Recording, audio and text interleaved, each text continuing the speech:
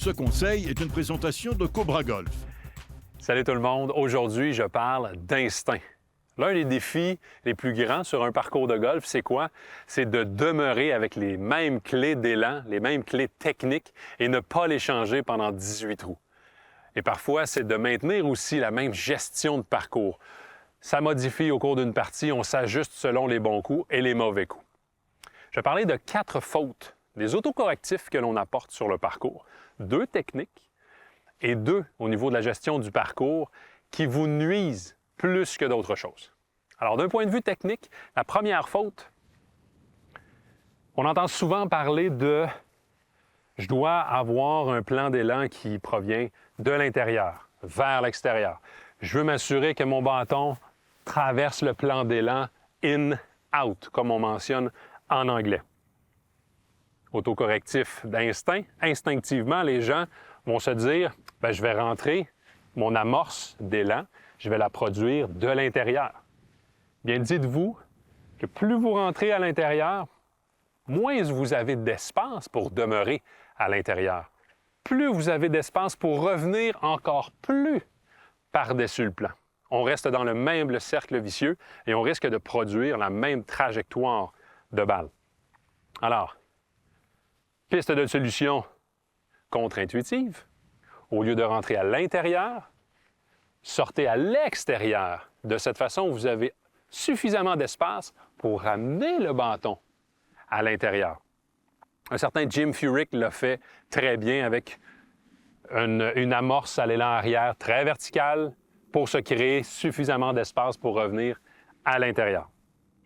Autre faute technique, autre autocorrectif qui n'aide pas du tout, et ça concerne la face de bâton.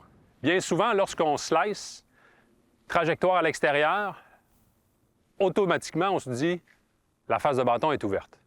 Alors, instinctivement, on fait quoi? Je vais fermer la face.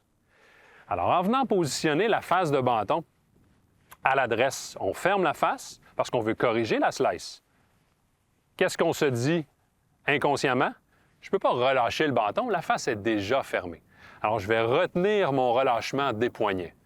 Piste de solution contre-intuitive, au lieu de fermer la face, ouvrez la tête de bâton, la face de bâton. Qu'est-ce que l'on envoie comme message au cerveau? Je dois activer mes poignets pour fermer la face.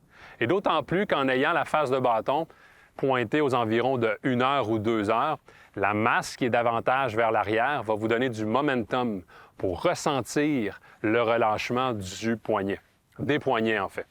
Et assurez-vous que lorsque vous effectuez vos élans de pratique, votre attention est sur cette piste de solution. Encore une fois, contre-intuitive.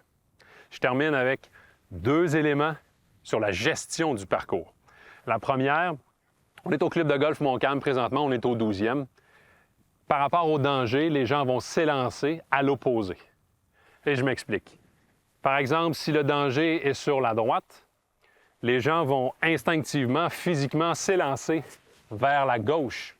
On ne veut pas aller à la droite. Alors, on envoie la rotation du corps complètement sur la gauche. Qu'est-ce que je viens créer? La slice. J'amplifie l'erreur et je reste dans le même cercle vicieux.